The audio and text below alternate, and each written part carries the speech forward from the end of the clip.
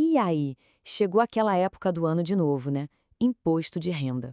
A gente sabe que sempre surgem mil dúvidas, mas calma. A ideia aqui é justamente descomplicar. Preparamos um guia bem visual e direto ao ponto, baseado nas regras oficiais, para ninguém se perder no meio do caminho. Pois é, essa pergunta aí na tela já costuma dar aquele friozinho na barriga em muita gente, não é verdade? Mas o nosso objetivo é justamente o contrário, trocar essa preocupação por preparação. Vamos organizar tudo direitinho, etapa por etapa. Bom, e qual vai ser o nosso mapa? Primeiro, a gente entende o que é essa declaração de 2026. Depois, a pergunta de 1 milhão: quem é que precisa declarar? Em seguida, como fazer isso, quais são os prazos, como funcionam os pagamentos e multas e, para fechar, um resumo dos próximos passos. Bem organizadinho para não ter erro.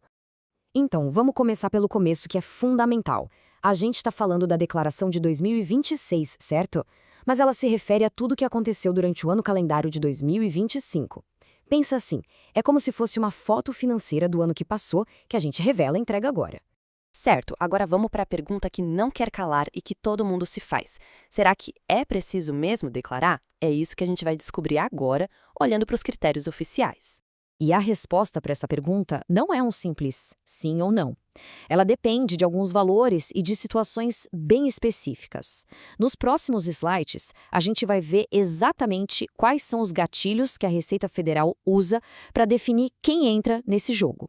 Olha aí o primeiro grande número: R$ 35.584. O que isso significa? Se em 2025 a soma dos rendimentos tributáveis de uma pessoa, sabe, salário, o aluguel que recebeu, coisas assim, passou desse valor, pronto, já é obrigatório declarar. Mas não é só isso. Fica de olho nesse outro valor aqui, R$ 200 mil. Esse é para um outro tipo de rendimento, aquele que é isento ou não tributável, como o rendimento da poupança ou uma indenização. Se a soma desses rendimentos passou de 200 mil, também tem que declarar. E a gente pensa que é só sobre o quanto se ganha, mas não é. Existem outras situações. Por exemplo, vendeu um imóvel e teve lucro com isso? Tem que declarar.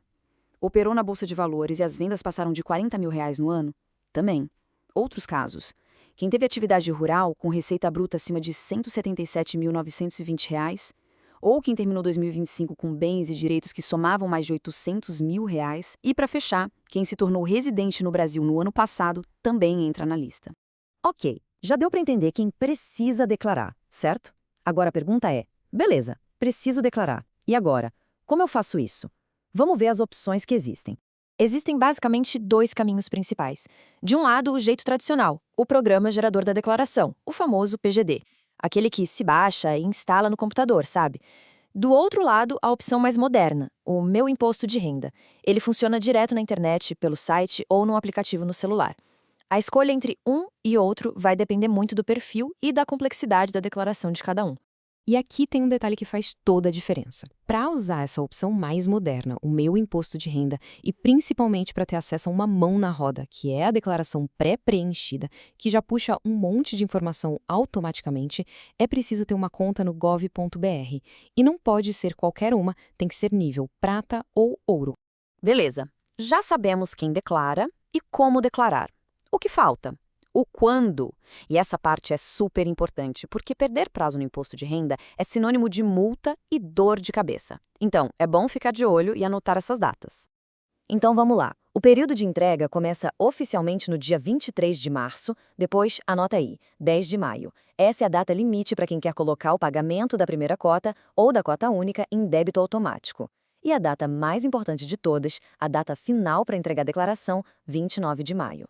Depois desse dia, já era. O sistema fecha às 11h59 da noite no horário de Brasília. E se alguém estiver pensando, mas o que acontece se atrasar um pouquinho? Bom, a resposta está nesse número, R$ 165,74.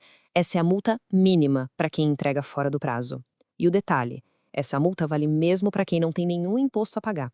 Ou seja, não vale a pena arriscar. Certo, declaração enviada, acabou? Ainda não. O processo continua, especialmente se tiver imposto a pagar. Agora a gente vai ver como funcionam os pagamentos, o que acontece se tiver algum erro e, claro, como consertar. E se a conta no final deu imposto a pagar? Bom, aí é hora de se planejar. A Receita Federal dá algumas opções para acertar essa dívida. As opções são bem claras. Dá para pagar tudo de uma vez só, na chamada cota única, ou então dá para dividir. O parcelamento pode ser feito em até 8 vezes. Só um ponto de atenção. As parcelas têm juros, corrigidos pela taxa Selic. Então vale a pena botar na ponta do lápis para ver o que compensa mais. Mas e se depois de enviar, a pessoa percebe que cometeu um erro? Digitou um número errado, esqueceu de uma informação? Acontece, né? A boa notícia é que não precisa entrar em pânico. Tem solução, e existe um jeito oficial de corrigir. O nome do processo é declaração retificadora. Basicamente, é enviar uma nova declaração corrigindo o que estava errado. Para fazer isso, é essencial ter o número do recibo da declaração que foi enviada antes. Um detalhe importante, essa nova declaração substitui a antiga por completo, então ela tem que estar toda certinha. E atenção máxima aqui, depois do prazo final, 29 de maio, não dá mais para mudar o tipo de declaração, de simplificada para completa ou o contrário. Essa escolha é definitiva. Bom, a gente já passou por bastante coisa. Agora, para fechar, vamos juntar tudo isso num pequeno plano de ação, um checklist para ninguém se perder. Então, vamos lá. Um resumo prático. Primeiro passo, verificar se a declaração é realmente obrigatória. Se for, passo 2, escolher a ferramenta, se vai ser o programa no computador ou o sistema online. Passo 3, que é o que costuma dar mais trabalho, juntar toda a papelada de 2025. Depois, passo 4, marcar bem grande no calendário o prazo final, 29 de maio. E por último, se tiver imposto a pagar, já ir pensando em como vai ser feito esse pagamento. Ah, e uma última dica que vem direto da fonte. Se a situação for mais complexa, muitos investimentos diferentes, bens no exterior, coisas assim, talvez o melhor caminho seja procurar ajuda profissional. Um contador experiente pode fazer toda a diferença e evitar muita dor de cabeça. Porque no fim, a declaração do imposto de renda é mais do que só preencher um formulário. É, na verdade, contar a história financeira de um ano inteiro. E agora que a história de 2025 já foi escrita, fica a pergunta: como ela vai ser contada para a Receita Federal?